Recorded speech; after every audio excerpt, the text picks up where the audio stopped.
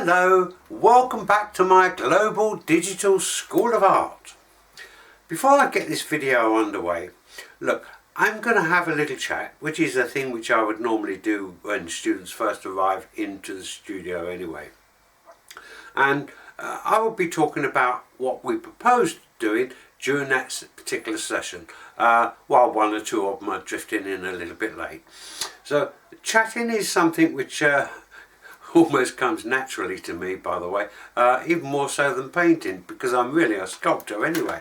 So look, let's talk about this little video I'm about to do now. Now look, if you're looking for razzmatazz and excitement right now, I'm going to tell you right from the word go, you're not going to get it here.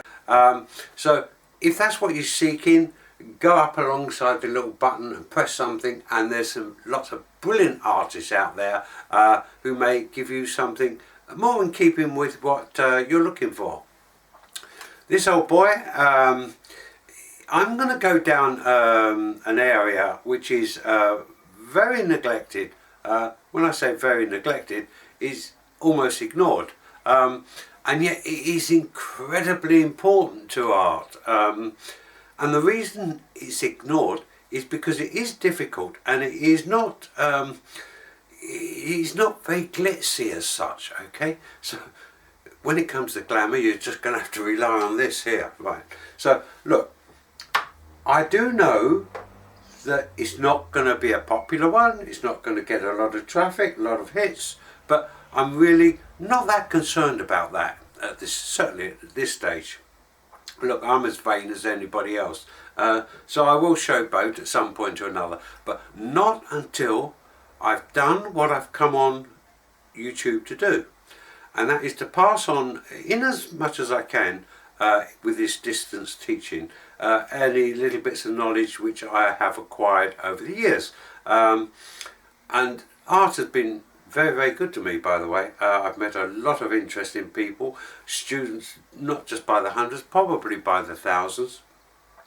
And it's given me a lifestyle and a way of thinking which has been absolutely wonderful. So for me, this is a little bit of payback time, because all over those years I've always been aware of the fact that the students arrive, but there are so many people out there with incredible talents, but for one reason or another they can't actually attend a club or a class. It may well be that they're housebound, it may be finance, it could just be distance. So when I discovered this YouTube, I suddenly thought to myself, yeah, now I can actually make some sort of contact with the people who probably sitting looking at the ceiling going stir crazy. So if I can connect to one or two of these people, that to me is the whole value of what I'm actually trying to do here. Right, now, I said this is not particularly interesting. It is incredibly important, because I'm talking about composing a picture. And the reason I'm actually going to compose this picture, and the opportunity actually came up, is because just recently we had a wedding within the family group, and we went along on eBay and had a look at bath towels and toasters and things of that nature, and one of the family members said to me, look, why don't you do a little picture for them? And I thought, well, I really don't do little pictures as such, but it's original. And I thought, yeah, okay, let's go for it. So in order to do this, I'm now moving into a zone which I'm a little bit uncomfortable with, and that is really very, very good, because you can now come along this little journey with me, and you can see how this old boy's brain actually works. Because there's going to come a point when you've learned how to paint your cherries and your little apples and things of that nature, and suddenly somebody's going to turn around to you when they discover that you're dabbling in painting. They're going to, as though you don't know what to paint, they're going to say, look, why don't you paint my cat or my boat or whatever? And all of a sudden you're going to find yourself out of your comfort zone. So this happens to me also. what I'm actually going to do is not necessarily my subject matter. But being a tutor, you have to be a little bit of a jack of all trades. So I've decided, yes, I'm going to go along with this one. So I'm going to show you how to compose a picture, or even how you can think about the actual picture you're going to do.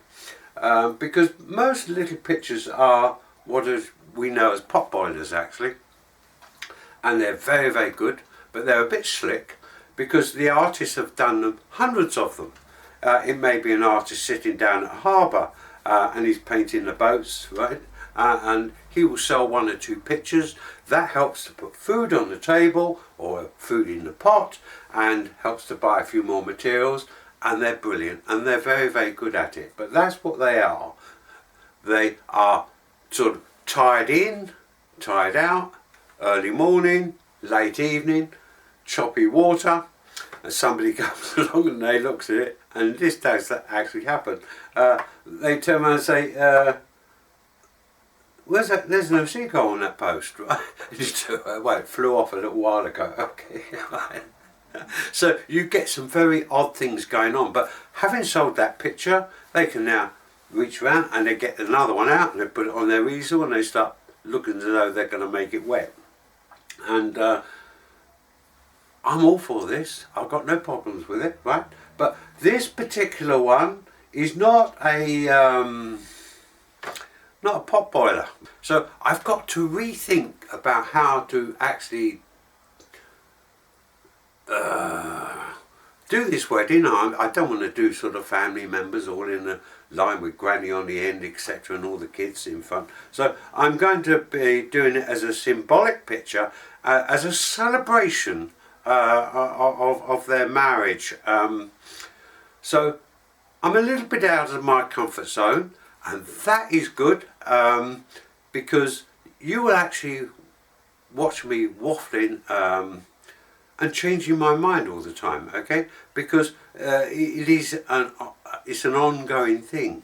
Okay, so having said all that, enjoy the act of painting. Look, the results, yeah, okay, the results may be a little bit humble, but the more and more you do, the better they actually will become, because you will acquire a little bit more knowledge. And art is not a thing which happens overnight. It slowly develops. So I'm not here sort of saying, look, here's a quick way of doing something. No, you've got to suffer a little bit, same as everybody else. Look, it's a little bit like fast food, right? Not that I eat a lot of fast food. If I want fast food, I'll eat an apple. But maybe I'll eat fast food when they can show me a fast way of eating it. Right, I'm rambling on. Let's get on with the lesson. I'm just showing you a little bit of a beautiful work by a German artist called Kathleen Klein. She was brilliant and specialised in roses. So I'm actually inspired by her work. I'm not going to try and do a direct copy of this. That would be foolish for me to do. It is watercolour, but she's used a little bit of body colour and gouache in there as well. So it is my inspiration. So what I'm going to do is I'm now going to collect my own information and put it together inspired by her work. You can see her work on the YouTube, by the way. Wonderful, wonderful work over decades actually. So unlike her, I don't specialise, but I need to repump them up and check out what I can do and what I can't do within the limitations of this YouTube demonstrations. So I'm now going to go off and collect my own roses, right, and start to do my homework. Having been inspired by Kathleen Klein's work, I've now started to rough up in pencil what it is I've got in mind. Look, and I've even, look, I've got a card mount, paper mount round there, just so that I know I'm working, so I can see what the overall thing is going to actually look like. So look, I've done my rough sketches. Now what I've done is I've done a rough layout and colour work, just so I can see what it is I'm trying to do. And I will make my alterations on this using my tracing paper and moving the bow and the bits and pieces around. Look, I've in the background here, and it just so happened this wedding, it was the venue was a place called Coolin Castle in Rochester, Kent. And so look, I've gone on the net and I've found the actual little castle, so I'm going to put that very, very faintly in the background now. In fact, I'm going to use it as part of my background work to the roses. Look, I've got some ribbons here, and on this ribbon here I'm going to put Laura and Jack and their surname coming out on the other side. So in other words, look, we've tied the knot. Look, they've already got 3 children, right? I quite like that, actually. There is nothing quite like inviting one's own children to your wedding. It gives them something to remember. Look, they've got 2 girls, so I'm going to go with 2 pink buds, and they've got 1 boy, so I'm going to go with a deep red bud down the bottom there. And so this darker rose is going to represent Jack, right? Okay, maybe Laura is a little bit more prominent up there, but look, this is a marriage and they tend to work that way, don't they? So look, this is what I've got, right? And so now what I need to do is to go off and check out my roses. And this is the wonders of the net. I've trawled through the websites and I've come up with some beautiful roses, not having any in my own garden. So it reminds me, here we go, old stories again. When I was a young lad, many moons ago, right, if I didn't have some items which I wanted, in this case flowers, I would go down to our local cemetery and pick up discarded flowers from the waste bins down there. So it meant to say that a lot of my drawings and paintings were very sad, wilted flowers. Anyway, that's neither here nor there. I don't want these to be sad and wilted, so let's have a look at what I found on the net. Okay, right now look, I've scanned the net and looked at quite a number of different roses on there, and I've found this nice little pink rose here. So look, what I'm going to be doing now is I'm going to be drawing up this rose, and the reason I'm drawing it up is, look, it's not going to be exact, it doesn't have to be, but I'm looking for these little low lights, which are going to be critical, because I'm going to be painting in a one colour wash here, so I need to get all my tones in my head before I get this underway. And it's like I say, I don't have to be exact, because as long as it formulates the actual rose which I'm after, that is what I'm after. So let's get down to a little bit of drawing. I've now got the rose which I'm after. So look, I've got my piece of tracing paper here, and I'm just drawing an approximate outline of the pink rose off of my rough. And within that, I can now move that. Within that, I will now start to draw up, bear with me one moment, let me zoom that in. I will draw up a rose. And look, once again, look, I'm looking for these little lowlights. They don't have to be exact, but I've just roughly penciled them in just a little bit so that I can see where I can get a little bit of depth into that rose. And during this process I can use my eraser and remove a few petals here and there and put them back in, not necessarily as the actual picture, but as I want them to be. And what I'm actually doing is I'm absorbing the rose into my brain, so that when I come to do my paintings I will have this already absorbed, and I will try to express that within my painting. Look, I've also on this second one here, look, I'm also going to have Jack, the dark rose, underneath. So I will just pencil that round so that I've got an approximate size in relationship to Laura, who's at the top here. Here we are. There it is. And I might actually do that as a separate. And if I do that as a separate, I can actually sort of place my roses where I actually want them to be, and then I'll draw them up again. And when I come to do my tracing on my paper, it's not going to be exact, by the way. All I need is these indications of size and approximately where I want these lowlights to actually come on my painting.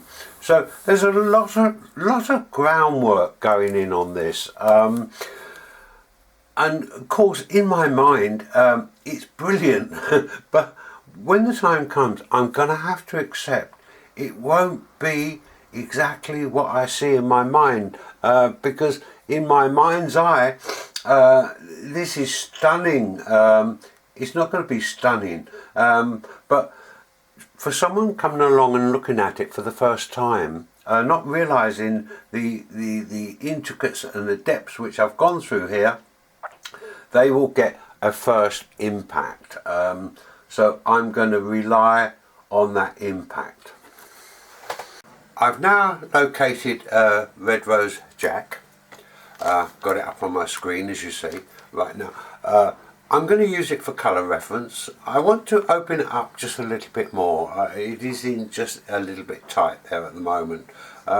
So when I come to do my tracing, I shall just open some of the petals up. Now look, I'm going to say something here which is going to upset an awful lot of purist people, right? Look, in my case I'm going to sit down and actually draw it, because I grew up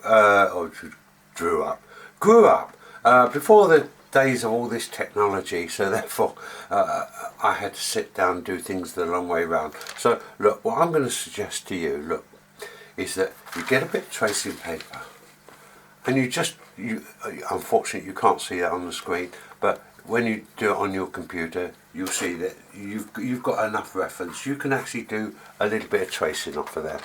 Okay, and look, here's the other great advantage. Look, if I want Jack a little larger, I can make Jack a little larger, or I can make him a little bit smaller. Now look, don't suddenly sort of go into a panic and say, look, this is cheating. There is no such thing as cheating, right? If Michelangelo had had this modern technology, he would have laser beamed all his work up onto the ceiling, okay? He's not there trying to prove he can actually paint. What he's trying to do is give a message via his painting. I've no doubt if our modern day Banksy, the graffiti artist, great artist by the way, he would have done it overnight, but he would have used spray cans and stencils, right? Mind you, I think if Andy Warhol had done it, the Sistine Chapel would probably have baked bean cans, pairs of shoes and Marilyn Monroe on the ceiling. Look, I'm digressing. Look, if the purists want to give me a thumbs down, look, I'll just smile it up and accept it with the same generosity as what they tend to do it. Right, let's move on. I've been sketching in Jack here, getting in those deeper tones, and look, things will develop and things will change as I go. Right, now here's a useful little tip. I'm using a very soft pencil here, by the way.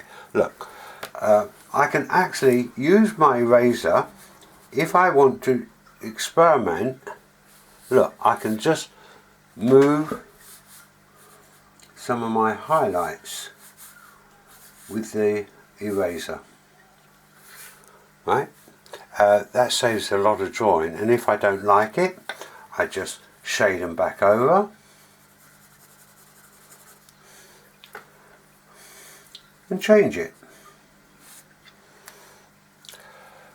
Right, now there's going to be a little bit of poetic or artist license going on here. Look, I've got Laura at the top, I've got Jack below, much darker, and I'm going to make the petals just a little bit more spiky because he's male orientated.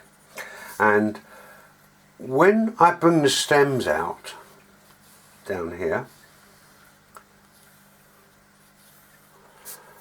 right, now I need to bring the stems together fairly quickly because I'm going to put a bow. I'm going to tie the two together. Now, normally speaking, if you was to do this, Jack would be facing out, and I don't want him facing away from Laura. So I need to have him not staring at her directly, but certainly not body language moving away. So if I go from the centre of my rose down to where the stem would come out there for Laura, on Jack it would come out in the wrong place. So I'm going to use a little bit of license. I can't turn Jack away, so I'll bring Jack's stem in a little bit fast to get within that ribbon. And the whole of this is about body language. It's also about tone. Look, I'm putting tones down there, so Laura slightly overlaps Jack, right? So Jack will, apart from just being a deeper colour rose, is going to be in a little bit of shadow as well. So everything which I'm doing here is developing as I go. So yes, I've got an overall view in my mind, but the picture will need to dictate some of the things which I'm doing, and I'll show you some of these as I'm actually going.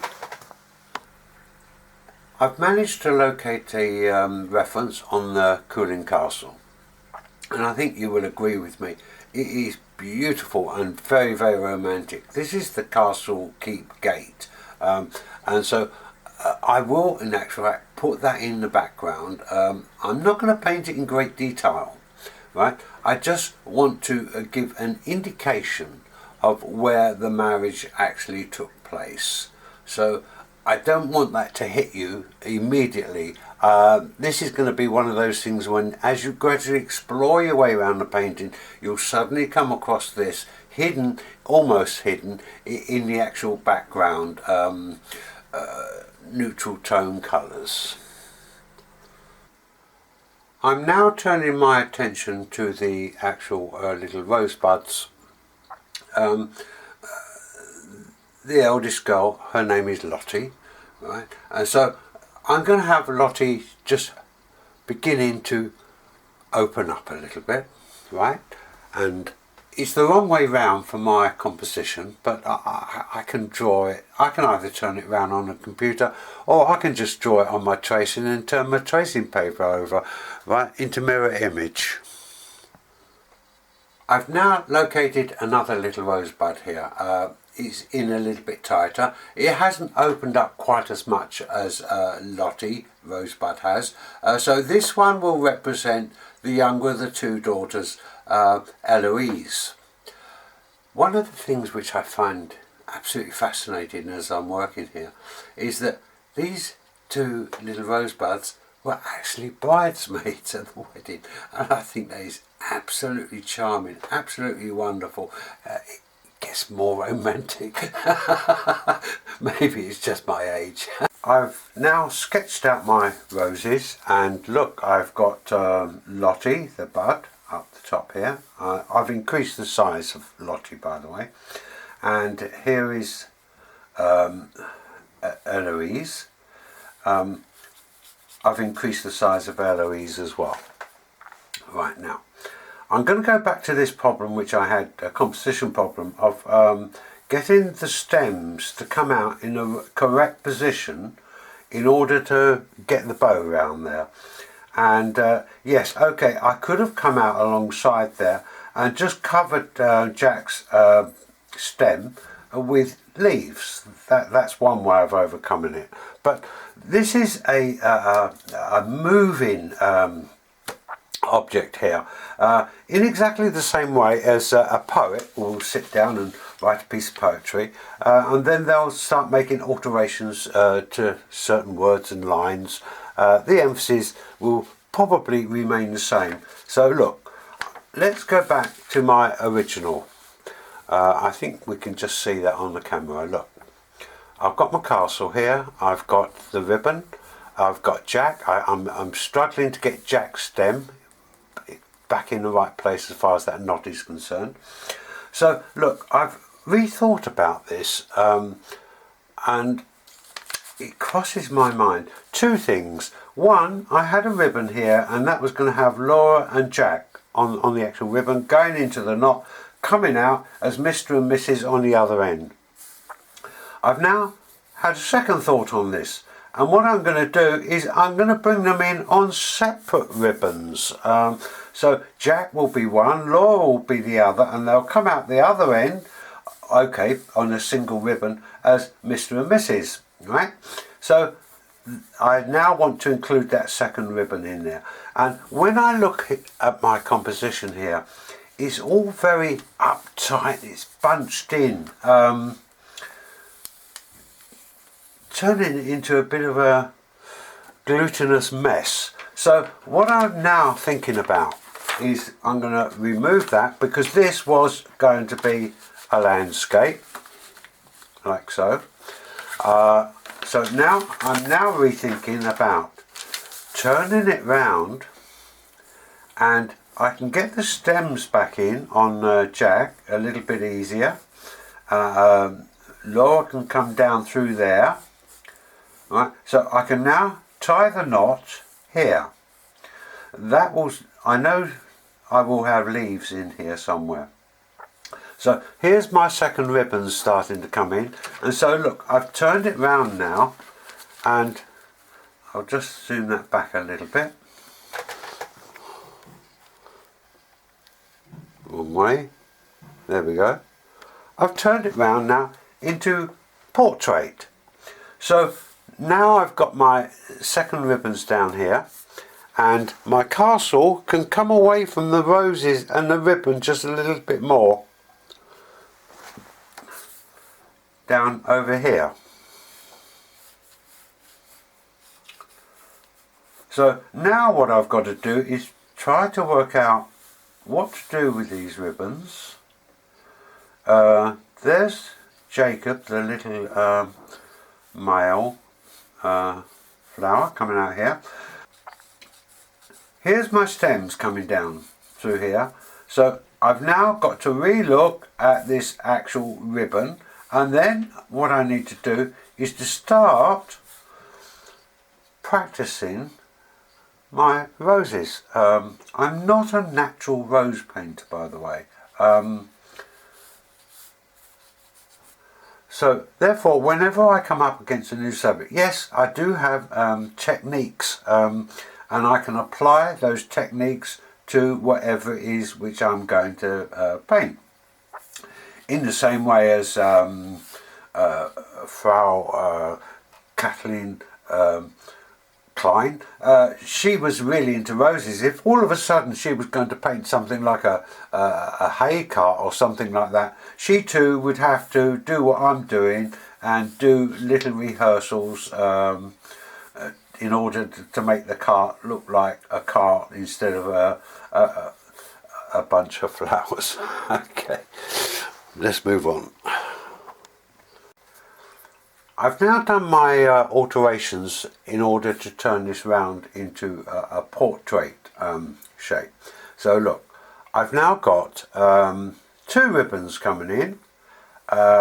This is going to be Jack, and that will be a slightly broader ribbon. And this is Laura coming in. I'm not saying Laura's fiery by any means, but I want the stronger male ribbon coming in there. Laura coming through here, in towards the knot, coming out the other side as Mr. and Mrs. Alright, so look, I've managed to lower the knot down a little bit. I've got my castle back in on the side here. And look, the stems are now a little happier coming down through there. So I know there's going to be foliage and leaves on these stems down the bottom here. And there's going to be a lot of foliage in between the roses and the actual knot. There'll be 1 or 2 little bits of foliage at the top here. So look, I'm actually looking at the shapes of the composition of these ribbons coming through here now. One thing which I'm immediately aware of, there's insufficient room here for me to get little Jacob in there without squashing him in. I don't want to squash him in. I may struggle a little bit getting this ribbon round here within my framework. I want the ribbon to sort of point its way back up to the past the castle, back up to the rose. So I'm thinking composition all the time here. So I've got a choice now. I can either start to think about increasing the size of my card mount or reducing the whole size of the content inside. Decisions, decisions. This is what art is all about. I've made some alterations on my layout here. And 1 or 2 of the pieces I really quite like. Look, I've now got the stems coming up through here, and they're following through the actual painting up towards Lottie at the top here. So that's a nice little flow line running through there. And look, I've changed the ribbons. And the reason I've changed the ribbons is because if you look back at the last, before I made the alterations, the ribbons were looking more like labels with names on. And what I actually want is I want them to be a little bit more dancey. These are people, free runners at this moment in time, okay? So they're a little bit more relaxed, a little bit more youthish. And look, they're coming into the actual bow. And when they come out the other side, I've changed that which was running up there because I'm a little bit concerned. It's a little bit more disciplined because marriages does have a few more disciplines to it, and it was a bit short, and I want to bring this ribbon much longer. In other words, I'm not saying, look, this is going to be a short life here, Mr. and Mrs. It's going to be long, okay? So that's the psychology of it. What else have I got? Now look, this is quite interesting, and in actual fact it reflects my own feelings on it. When my daughter came past, she just had a quick look to see what the old boy was up to, and she said, oh yeah, interesting, but it's a bit cramped, isn't it? And so yes, I'd already felt that was the case. Now, I've still got plenty of time to think about this. I need to start thinking about doing the roses. But look, I'm going to go back to my previous video when I was talking about the exhibitions. And I was saying that when you go up to a window, and a picture is a window, and you open the blinds, and there's too many people looking at you at once, you automatically close the blinds and back off. I've got a similar problem going on here. It's too busy. It's too much. So what I've got to do is try and edit out as much as I possibly can. And I've certainly got to give them more space. So I've either got to increase the size of my card mount, or decrease the size of the picture. Now, look, if I increase the size of my card mount, the picture is going to get larger and larger. And I'm bearing in mind that when this is displayed in their home, I don't want it to dominate the place, a whole wall. So therefore, I'm going to reduce this down. Now, look, whenever you give a picture to somebody, if you go round to their house and it's not on display, right, you will be a little bit offended, right? So when they know you're coming round, they're going to hang your picture up, aren't they? So look, if I have a slightly smaller picture, they won't have to keep taking it up and down. So now, I can now reduce what I've got here just by redrawing up. If you prefer, there is no reason, once again, I'm going to upset the purists again. Look, why not scan it and just reduce it, right? And then retrace off of your scanned picture, or take it to a photocopy place, or whatever the case might be. Look, once again, the old masters, you know, they weren't silly. They would do anything they need to do in order to get to where they're actually going. Now, I'm still not convinced I'm going to actually stay with this as a layout, by the way. But what I'm going to do is I'm going to start painting, doing some of my sacrifice roses in the same way as I did with my sacrifice apples. And one thing which I do know is that I'm going to have to underplay this a little bit. It's too much. It's too weighty. So when it comes to Jack, although I want him to be the darker rose, I'm not going to paint him in deep colours which hit you immediately as soon as you look at the painting. So I'm going to start to underplay things and edit out as much as I possibly can.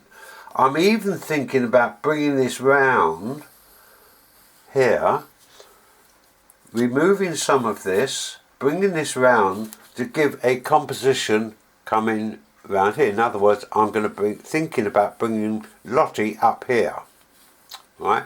So that I'm getting this sort of flow round, okay?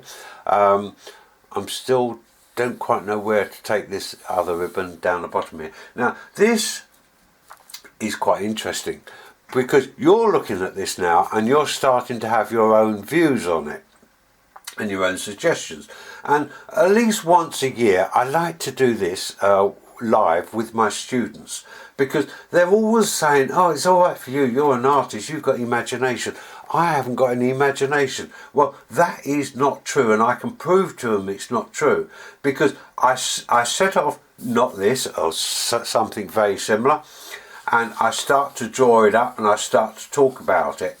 And if I've got 20 students there, all of a sudden you've got 20 students, all with their imaginations now flowing. In other words, all I've done is I've given them a little platform to jump on, and they're looking at something, and now all of a sudden their imaginations are starting to flow, right? So your imagination will now start to flow. So look, I may actually ditch this one and come in with something a little simpler. Look, what I thought of, in order to simplify things. Oh, I can't use that. That's a bit of quality paper. Oh, here we are. Here's a piece. Look, here's my picture. And I thought to myself, maybe if I put them in a bowl or a glass vase up here, that might work. Then I could actually tie the ribbon round the stem of the vase, bring it out like so. Now that could work. My problem is I don't know how to get the castle in, and because this is not just a straight picture but a memorabilia picture, then I need to get in some of these other items. So then I thought to myself, well look, what I could actually do is in the shadow, I could turn that shadow into an indication of a castle. That's one way of doing it. Another way of doing it would be to put the, put the vase or vase on a little shelf with a window. And then maybe I could put the castle outside the window. So look, I've still got lots and lots of possibilities here.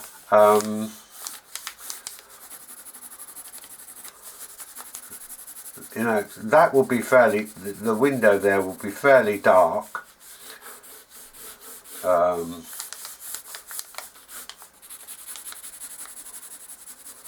And maybe have a little bit of light coming through here. So the shadow will now be over here. And then very, very faintly paint the castle in the background. So, look, I really don't know. So what I'm going to do is I'm going to start painting these roses, and they're going to be, I'm definitely going to reduce because I don't want this to be a massive picture. So I shall reduce it and see what I can do to edit a lot of these items out. Simplify, keep things simple. Okay. Coming back to this second thought of mine. Yes, it is a possibility. And I even thought about the possibility that I could actually bring down a lace curtain down the side there, which would in actual fact represent Laura's lacy wedding gown. But in order for me to do this lace in watercolour, I would have to go into special effects, which I will go into at some point, but not at this moment in time. Or go to gouache. With gouache, which is a body colour, I can pick out little tiny bits of lace. But if I was to pick out one or two little bits in gouache here, I can't just leave that isolated. I would need to move a little bit of gouache into the overall painting. I can't just have a little section. So I would then start fiddling around with the roses. And I know what I would do. I would start pumping them up really high, a little bit like Kathleen Klein's work. So no, I'm going to avoid that at this moment in time. But look, you can see the possibility of a little bit of lace down there could be very attractive. But it will certainly take me way out of my YouTube time, which is very limited. So I'm going to drop this as an idea at the moment anyway. Look, all I'm doing is, the more I do, the more problems I seem to be getting, right? Okay, now look, it's a little bit late for me. But are you sure you really want to be an artist? I've now reduced the size of the content of my composition. Right now, yes, look, I've got more space in order to get little Jacob in here. And look, I've looked at the problems of the ribbons, and look, I've managed to make these incoming ribbons a little bit more light and a little bit more dancey. And the surname ribbon I've dropped around here, and I've made it very long, and I'm going to allow it to disappear so it's got no end to it there. I'm going to have to watch out just for these stems here, because look, I don't want a stem cutting off the ribbon, right? So I may go over one and under another one. I can still make my mind up about that one. Right, now look, big problems. My daughter came in and had a look at what I was doing. It's nice that somebody's shown an interest anyway. So I've explained my situation, and I was talking about little Jacob down here, and she said, "Oh, for heaven's sake, come on, Dad. Jacob is the oldest right now." Okay, big problems for me now, because if I increase the size of Jacob down here, that's going to increase the mass of dark red. I've got down in this area here. So it's going to suddenly change the emphasis on the actual picture. And so I've taken Jacob up to the top here. Now that works very well. After all is said and done, Jacob is the bloodline. So Jacob will come up via Jack, via Laura, and come up to the top here. Big problems. Because Jacob will be a darker red, doesn't have to be quite as dark as Jack, he's going to take your eye immediately up to the top of the picture. And you're going to cut across and you're going to see Lottie on the other side. So we're going to go from dot to dot. It's going to be difficult to get you back down the stem, back down into this area down here. So what I'm going to have to do is I'm going to have to play Jacob back quite a bit and possibly strengthen Lottie. All these names, I kid you not. Look, is it any surprise? I go to a wedding, you've been to these weddings, I'm used to seeing my nieces and my nephews, and I still see them as teenagers. In actual fact, they're not, they're mothers, and one or two grandmothers now. So now I've got a sort of strange situation here. Who the hell are some of these people? They put you into a dark hall, down with the other elderly people, close to the loos, under the speakers. There's flashing lights going on there. I can't hear what's going on half the time anyway. And all these little rosebuds now, they started off the day looking like little princesses or little page boys. They're now starting to look like sleeping beauties. They're falling asleep all over the place. One or two of the others are still being dragged around the hall. So much for their pretty little dresses and white tights. They're now getting very tattered and grey because they're dragging themselves across the floor. So it's not surprising that I get a little bit confused. Right, so look, I circulate. I decide to go, and when I say circulate, I decide to go and get myself a sausage roll. So I venture away from my little corner, and it's a long way to go around the hall. So I decide to make a little shortcut across there, only to find myself dancing. I'm not really dancing actually. Yeah, okay, I'm waving my arms around. What I'm trying to do is trying to stop myself falling over. They will start waving their arms around, mirror imaging what I'm doing, and say, whoa, he's a goer, isn't he? No, he's not a goer. But he finds himself now involved dancing, doing his John Travolta, in with another group. So in actual fact, I've ended up circulating the floor, and instead of getting my sausage roll, I find myself back where I started, back in my little dark corner. Look, I'm rambling on again. Look, on here, note, I'm keeping the picture high, and I'm going to let it drift off at the bottom. I know one can have a little bit of extra weight down the bottom, but the last thing I want, look, I don't want a situation where I do this, because now it looks as though the picture has come adrift and is starting to slide out of the frame.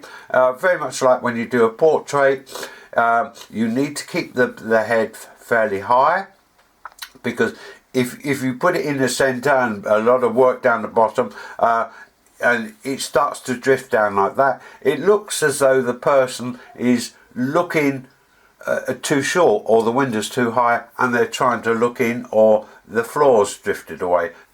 I've lowered the castle, and look, on the actual towers, I've dropped them in an angle so that they're dropping in towards the actual centre of the picture.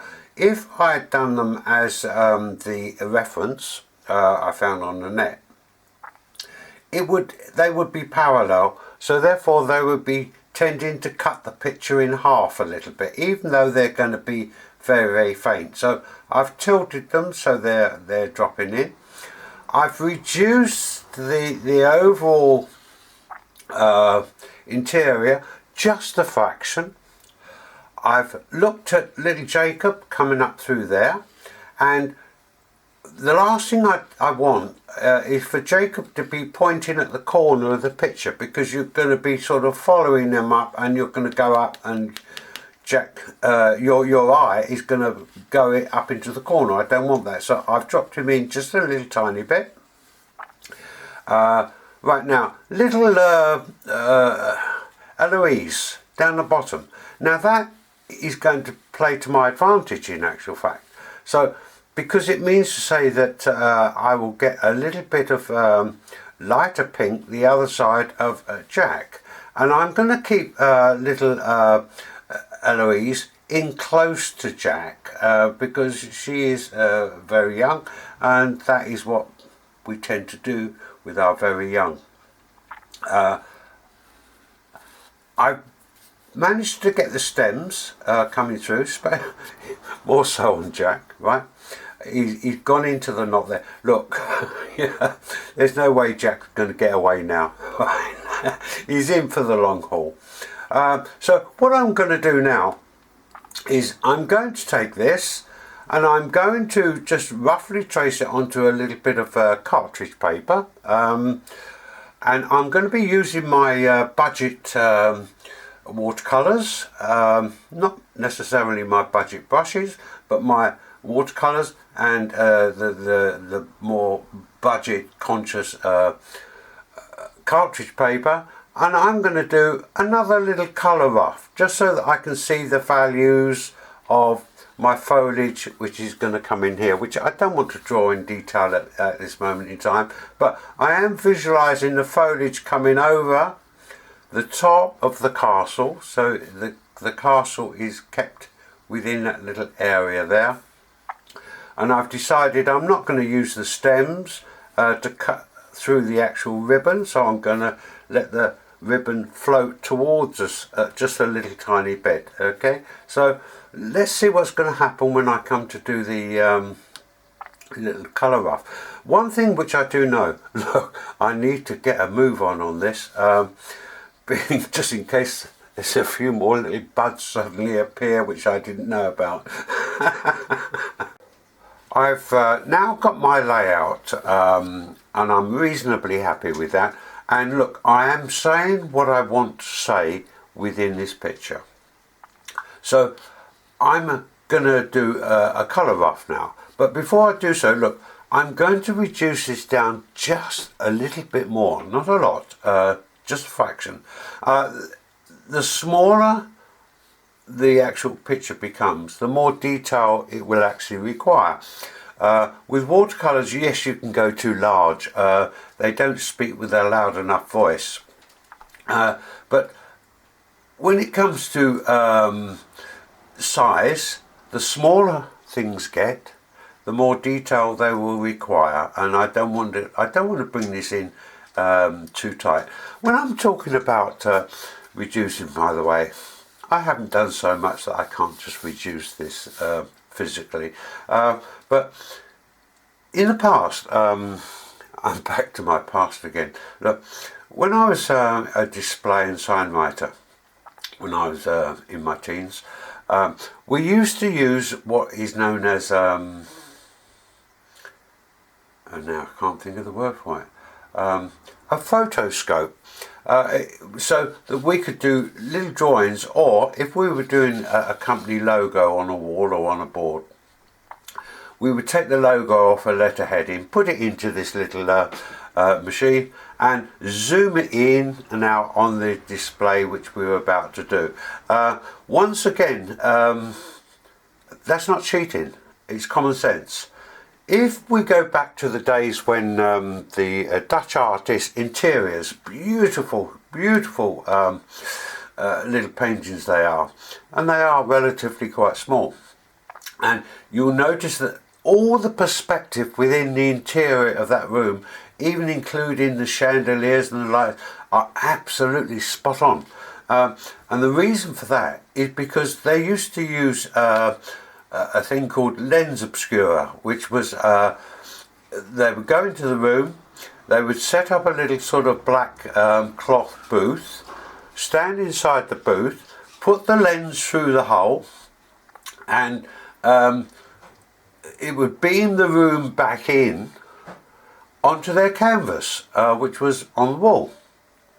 Yeah, okay, look, back in those days, it used to come, the image used to come back in upside down, but they had no problem with that, so they would just move the little lens, zoom in and out, until shine it onto their canvas, so they got exactly the right size for the canvas which they had, and they would just simply draw around it, and then come back out to their studio and paint up what they'd drawn round.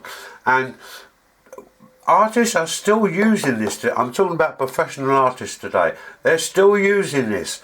They will put their canvas down and they will now use modern technology, and they will zoom it out to make sure that the painting or the head of the portrait, whatever it is in relationship to the size of the canvas. Look, I'm going to just give you a little bit more information here about coming down very small. Look at the size of the rose, and look, I'm now going to place a little miniature on there. Okay, I'm losing control here. Let's get that out of the way. Right, there's the rose, there's the miniature. Now, I'm going to zoom that in very close now, and you will see. Look, if I come down here, let's get this in a better position. Look at the size of that little tiny rosebud. Now, look at this little miniature. And because it is small, it requires a lot of detail. There we are. Right, now even though it is very small, composition once again is very important. Look. Note the eye line is about 1/3 down.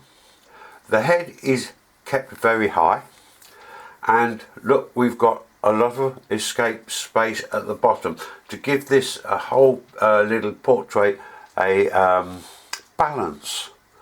So I'm trying to give my painting here that same sort of balance in as much as I can. As a matter of interest, this little miniature was done by one of my students many years ago. Let me zoom that in a bit closer. Right, now you can start to see. Can we see that rosebud? No, we can't. Yes, we can. There's the rosebud. Now look at the size of the actual miniature. And because it is small, and because you hold it in your hand, you're going to need more and more detail. The picture which I'm doing will be in a room, so you will be looking at it 2 steps back.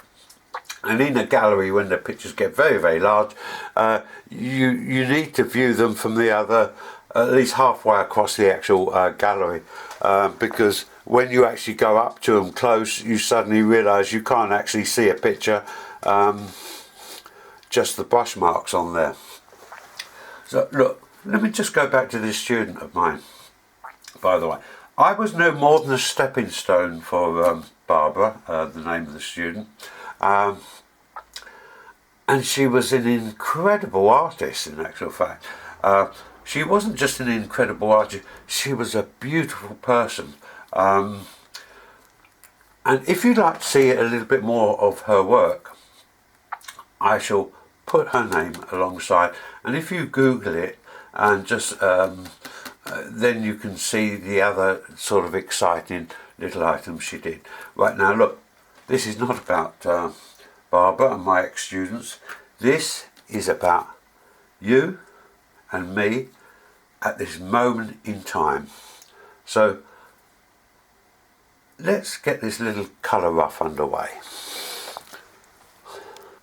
Before I even think about getting my brushes wet, I need to try and understand what it is I'm hoping to achieve here.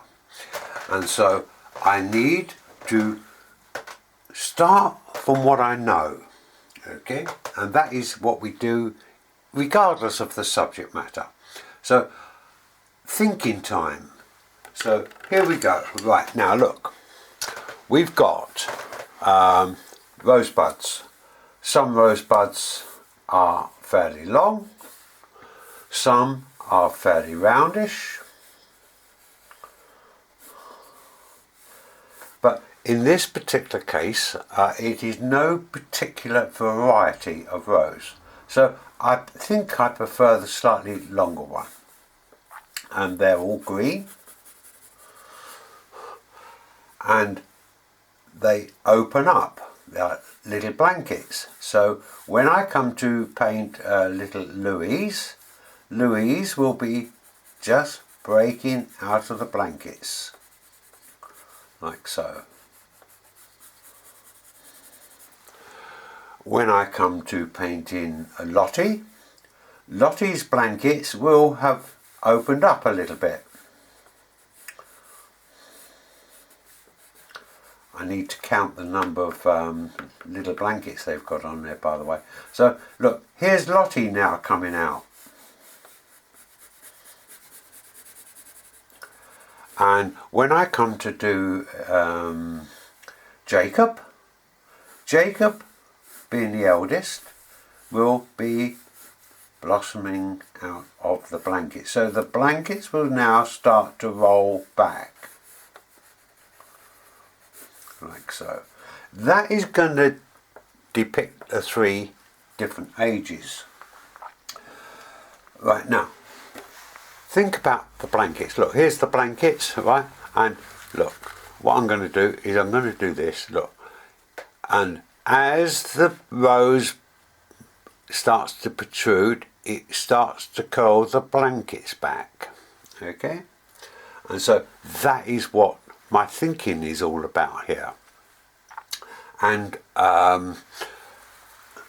when it comes to Laura, she'll be a full rose, and the little blankets will be round the back, so you may not see very much of them, and that will also apply to Jack. Now, I'm going to practice these little rosebuds before I get into the full rose. And look, here's another little bit of thinking for you.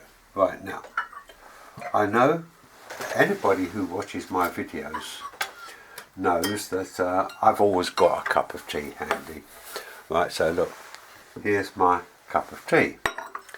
In this particular case, no tea. Now, this is my thinking. Look, as they break away from the blankets, I've got my cup.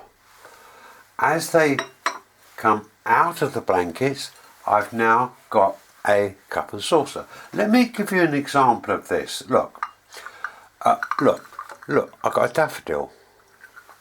Look, I can turn this daffodil around at any angle I want. Let me very, very quickly just explain what I'm talking about there. Right, so look, here's a daffodil, and there's my trumpet or flute, and so look, I've got a cup and saucer. So here's my flute, and here are my 5 petals which come around the outer edge.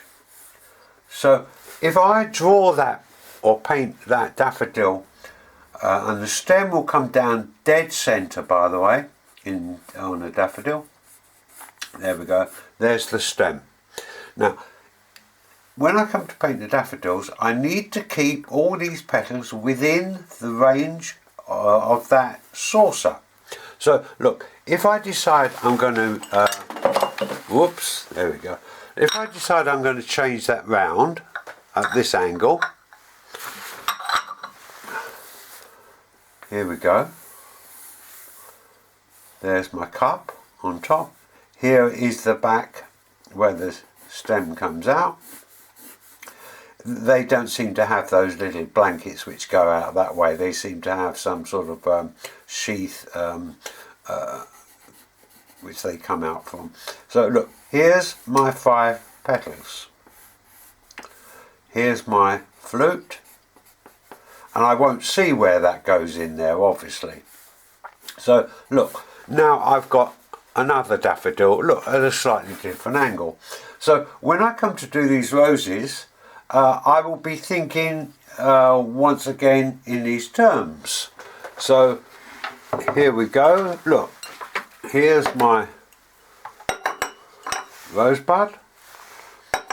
Here's my rose coming out.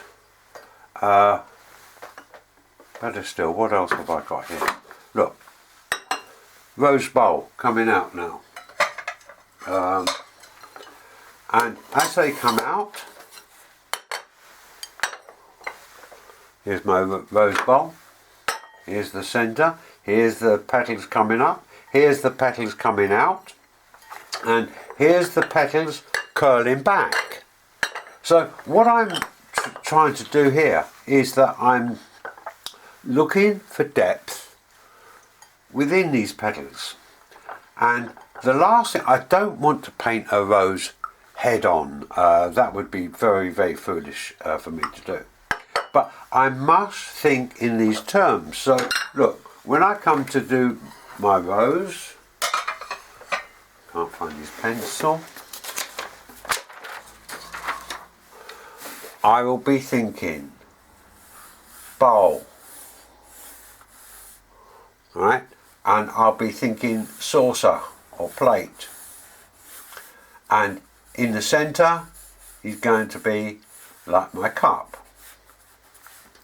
Right, now these will be fairly closed up. These will start to spring out, these petals, and these ones will start to fold back, but they will all stay within that range. That is the total range. If I start to wander off of that range, it's not going to be a rose, it's going to be a scattered rose petals. So everything must come back to that centre. Look, let's look at this. It is a silk one, but it's absolutely fine. Look, here's the centre, here's the blankets, right? And here's the centre of the rose. All the petals must come back to the centre of that rose. If you get one which is not looking as though it could possibly get back to that centre, then you've got problems.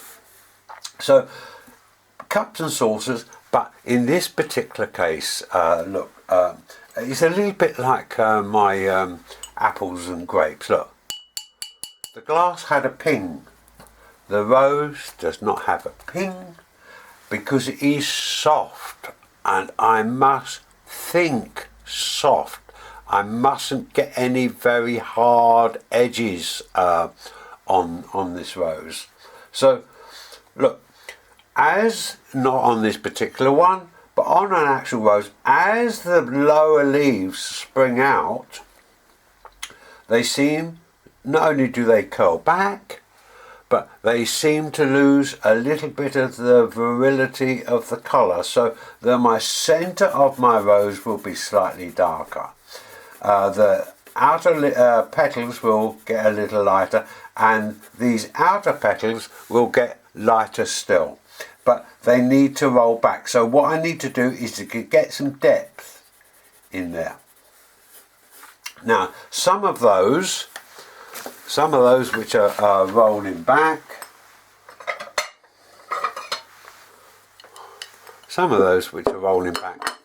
there, right, I won't be able to see in there, but they're all going to throw shadow in exactly the same way as this bowl is throwing shadow. So my outer leaves at the top here in the light will be lighter than the lower petals down the bottom section. Did I say leaves? I meant petals at the top here, right? So all of this will be in my head when I come to do my sacrifice roses. I've now got my little colour rough, and look, it's done on cheap computer paper, and I can see what I've got, and I can start to see one or two of the colour values. So this is now part of my journey. This is the destination. Now all I've got to do is I've already decided that. My mode of transport is going to be watercolour, right? So now what I've got to do is learn how to paint a rose. He says with such a casual air. Okay, look, it's a little bit like, look, I know the destination, I know the mode of transport is going to be on a bicycle, so all I've got to do is learn how to ride a bicycle. Right. Now look, looking at this, I can already start to see that I'm going to have a bit of a problem pumping up the bows.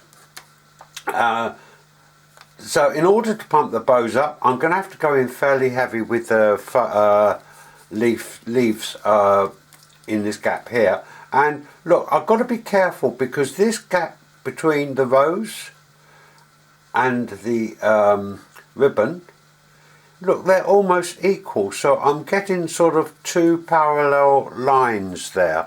So I'm going to raise that ribbon up and give it a little bit more bounce up towards the rose. Can you look? If you look at that now, right, and then you can see, look, when I put my finger up there, I remove that parallel line across there. The other thing I need to do is I need to bring Louise in just a little bit closer into Jack there. I've got the castle here. And I've got the ribbons, and I've got this ribbon running off into no man's land down there. What I need to do now is to decide on what sort of background I'm going to be putting in behind these roses. I think at the top I might leave it absolutely plain and let things get just a little bit more busy as they get in towards the lower part, and then let them drift out either side and at the bottom. So that is the value of doing a little colour off, so that you know what you're up against. So let's move on. As luck would have it, just before I uploaded this video, I managed to get my hands on one or two daffodils here. Look, now, look, they are looking very sad and very wilted. No, I haven't been down the cemetery and collected them from their flower bins, but look, let's get a look at this. Look, here we've got the saucer, if I can keep it still, and here we've got the cup. Alright, so these outer petals stay within the range of that saucer. And I said 5 petals, in actual fact I've counted this and they've got 6 petals. So this is all information gathering, and I was saying about them not having little blankets. Look, there we go. Look, they've only got a sheet, no blankets. All right. So look, once again, if I'm going to put a bunch of daffodils in a vase, then they will come out at various angles. So look, here we might just see the saucer and the top of the cup. If I turn it round that way, not unlike my drawing. So okay, look, this is just I don't think these were even going to flower actually. Look, this is all information gathering, and that is what we as artists, that is what we actually do.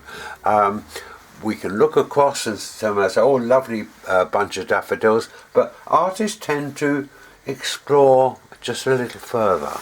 So that is what we're doing with the rose. Time for a little recap before I round this video up. We keep going back, or I keep going back to, what do we know? Right, so now we know a little bit more about the layout I'm going to use. We know a little bit more about the thinking when I come to paint the rose. I've got another problem here. I'm not really quite sure how to round up this video, because I've got nothing to show you and nothing to put on my thumbnail. But there again, look, I did say this was not going to be very glitzy anyway. So here's a thought for you. Kathleen Klein, yes, she was brilliant, right? But you and I, She's had her best shot, and for you and I, we've still got ours to come. It may well be that in actual fact, we can show the world how to paint a rose. Look, I must stop messing around here. Look, I did say it was going to be long, and I did say it was going to be a little bit on the boring side. But I'm not just a one-trick pony, actually. I'm going to go back to what I was talking about around the dance hall when I went off to get my sausage roll. And I was dancing there, called a staggering move actually, amongst the youngsters. They were so impressed, right? So now they've asked me to teach them some of my staggering moves, which they can now take to their nightclub. So if they're interested, maybe you might be. Here we go. Turn the lights down low and let's boogie.